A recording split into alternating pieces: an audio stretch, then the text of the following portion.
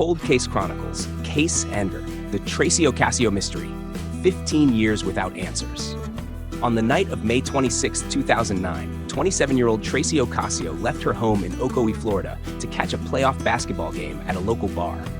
She told her mom she'd be home later. She never came back. By the next morning, Tracy's bed was untouched.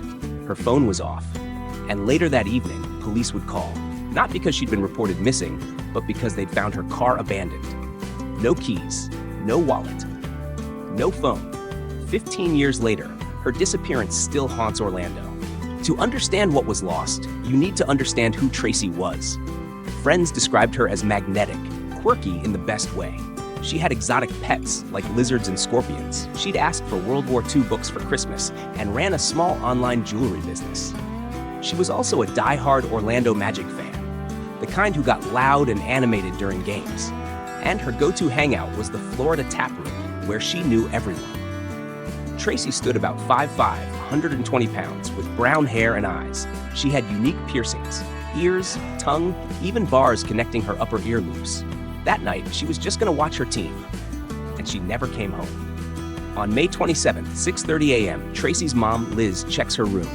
Empty. By 8 a.m., she's calling Tracy's phone, straight to voicemail. She starts calling friends, hospitals, even jails. Still no word. Then at 7 p.m., a call comes in. It's police. They found Tracy's yellow 2005 Chevy Cobalt on Franklin Street. Unlocked. Empty. Keys gone. Liz immediately files a missing person report. Detectives begin retracing Tracy's steps, starting with the Florida Tap Room. Surveillance footage shows Tracy leaving around 1:30 a.m. She's not alone. She's with a man.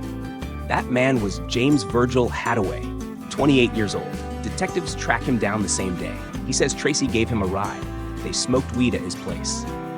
She didn't like what he had and left around 2 a.m. Cell tower data showed Tracy's phone pinging near Hadaway's house at 4:30 a.m., 2.5 hours after he claimed she left. Even worse, another ping at 8 a.m., the exact time her mother was desperately trying to reach her.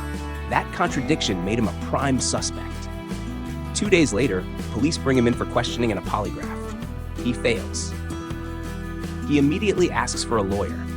When Hadaway's photo aired on the news, the response was immediate.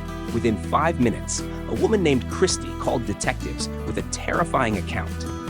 In 2008, she gave James a ride. He choked her, slammed her head on the pavement, and tried to twist her neck. Only nearby neighbors stopped him. Another woman, Hannah, shared her story. James had exposed himself and tried to force her into sex after she gave him a ride home. Now, detectives were seeing a pattern. James Hadaway targeted women who were isolated or giving him rides. It didn't stop there. In February 2009, 3 months before Tracy vanished, Chris George disappeared after spending time with James Hadaway and another friend named Tyler. When questioned, James admitted Chris had taken hallucinogens and run into the woods near Lake Carter. They later said they cleaned out his car to hide drug use.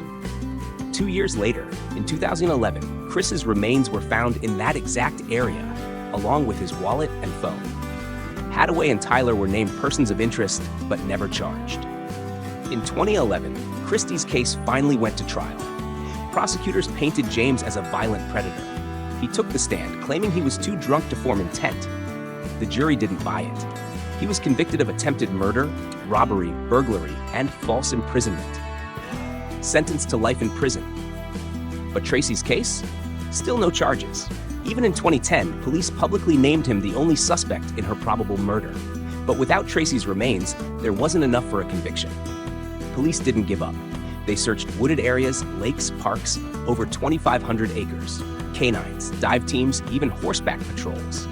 In August 2009, a black boot was found in an area linked to James. It matched Tracy's size, but DNA tests were inconclusive. Cadaver dogs didn't alert.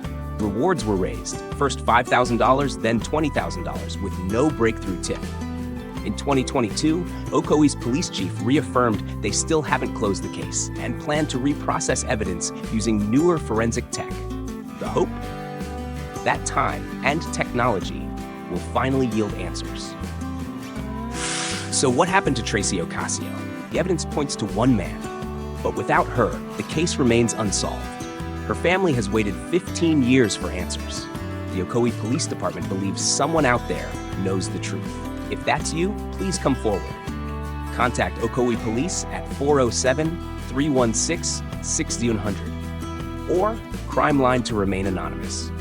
If you found this case compelling, please like, subscribe, and hit the notification bell for more unsolved stories that still need your attention.